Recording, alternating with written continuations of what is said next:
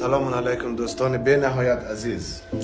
دوست عزیز، خواهشان عکس مرد پروفایلتان نمانین، مردم آزار ندین. در زیر لایف ها، در لایف گیمرها شما میرین، در لایف قمپرستی شما میرین، در لایف نمیدانم ساتیری و موزیک و ترانه شما میرین اختار میتین. نکنین او مردم، ولی از خدا از عکس ما استفاده نکنین.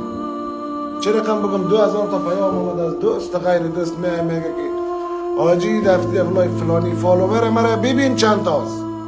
چی کنم؟ خوی مردم خوی میتا تغذا بسن حالی من او قمپرسور الا کنم پشتینا یک به یک بگردم دمو بالا نوشته میکنم آجی سیاسفید 2000 تا میه.